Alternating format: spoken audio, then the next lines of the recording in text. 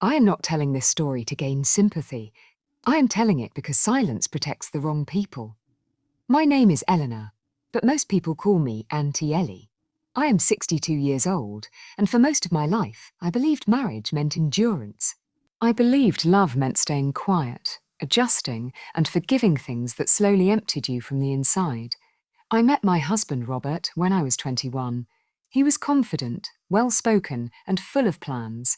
I fell in love with his potential more than the man himself. In those days, women were taught to support, not question, so I supported him, emotionally, financially, silently.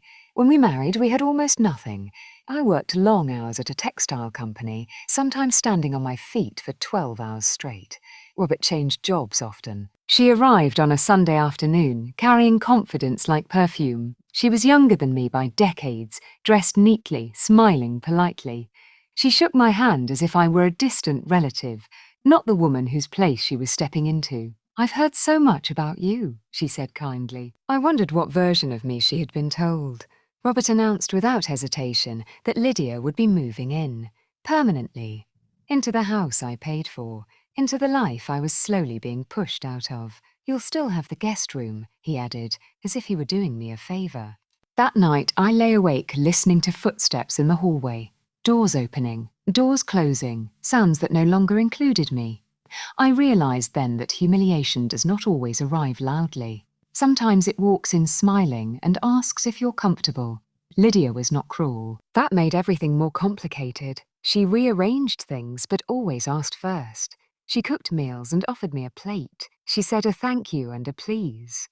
If she had been unkind, I could have hated her easily. Instead, I watched her settle into my life with ease. Photographs disappeared from the walls.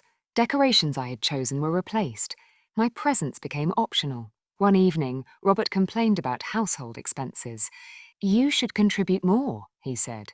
"You're still living here." Living, as if I were a guest overstaying her welcome. That night, something inside me shifted. Not anger, not sadness, clarity. I went into the study and opened old drawers. Documents I hadn't looked at in years, bank statements, property papers, and that's when I remembered something Robert had forgotten long ago. The house was never his, it was mine. Only mine. I closed the drawer slowly and smiled for the first time in weeks. Sometimes survival begins the moment you stop begging to belong. Knowing the truth about the house changed the way I breathed. I didn't rush. I didn't smile too widely. I didn't reveal anything. Power, I had learned, is quiet. It observes before it acts. From that day on, I watched more carefully. Robert and Lydia began treating the house like a fresh start. They made plans openly now, forgetting I was still there. They talked about repainting the living room, changing the garden, inviting friends over. I listened from the guest room, my hands folded in my lap, memorizing every careless word. One evening, Lydia suggested removing the old bookshelf in the hallway. "It feels outdated," she said gently. That bookshelf had held Robert's college books when we were young. It had survived 3 moves and countless arguments. I nodded without comment, let them erase. When people feel secure, they become careless. Robert started complaining more about money, about responsibility, about how expensive life had become.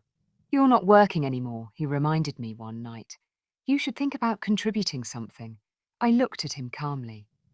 "For 35 years, I contributed everything," I said. He scoffed.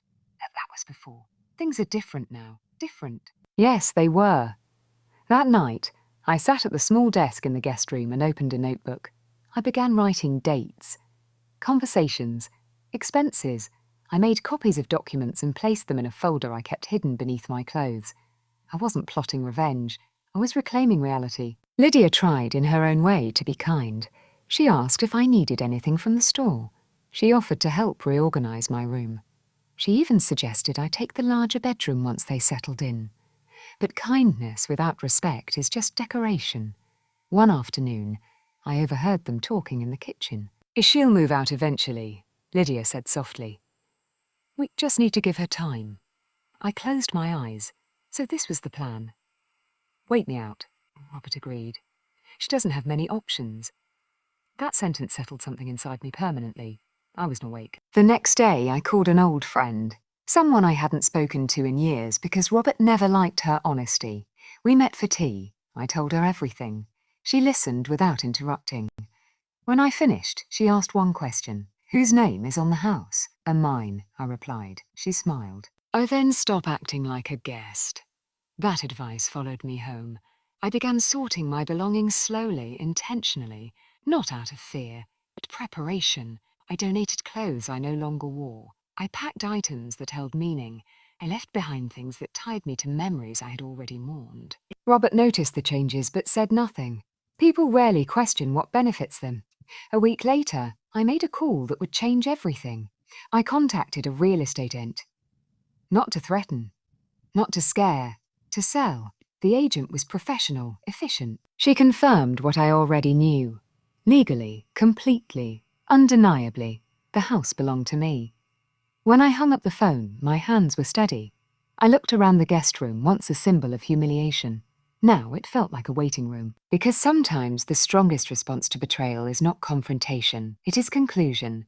Once the decision was made, everything slowed down, in a good way. I learned that when your heart finally chooses itself, the noise fades. The house felt different after that phone call, as if it knew what was coming. I moved through rooms with quiet purpose, touching walls that had once witnessed my tears and now witnessed my resolve. The real estate agent came for the first viewing on a weekday afternoon. I told Robert and Lydia I had a doctor's appointment. Lies come easily when truth has been abused. The agent walked through the house with practiced eyes, noting the hardwood floors, the sunlight, the garden I had tended alone for years. She spoke about a great potential and a strong interest. I'll be gone before then. He paused. Gone where? I smiled gently, as somewhere that belongs to me. He laughed, assuming I meant emotionally. People often confuse calm with weakness. That night, I packed with intention. Not everything, only what mattered. I left behind furniture chosen to impress, decorations meant to fill silence, and memories that no longer deserved space in my future. I wrote a short note and placed it in a folder with the closing documents. I left it on the dining table, the same table where I had once been told I no longer belonged. The locks would be changed in 48 hours. And for the first time in a long while, I slept without listening for footsteps that weren't meant for me. The final day arrived quietly. No thunder, no warning, just clarity. I woke up early that morning before anyone else. The house was still almost respectful, as if it sensed an ending. I brewed a cup of tea and stood by the kitchen window, watching the garden I had planted years ago. Roses were blooming. They always bloomed, even when I was breaking inside. I took one last walk through the house, the living room where I had waited for Robert countless nights, the kitchen where I cooked meals no one thanked me for, the hallway where my photographs once hung before being quietly removed. I felt no anger, only closure. I packed my final bag and placed it by the door. Everything else was already gone, sold, donated, or left behind intentionally. I wasn't leaving in haste. I was leaving with purpose. Before stepping out, I placed the folder on the dining table. Inside were the finalized sale documents, the transfer confirmation, and a single handwritten note.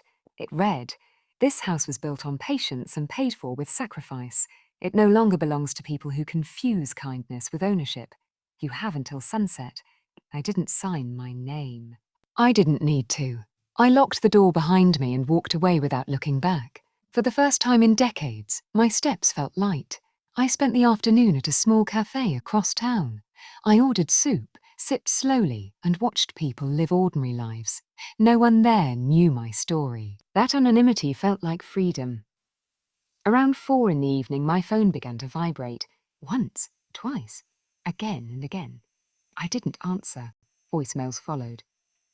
Then messages, confusion, anger, panic. At exactly 6 o'clock, the new owners arrived with the locksmith. They had every right to be there. Everything was legal. Everything was complete.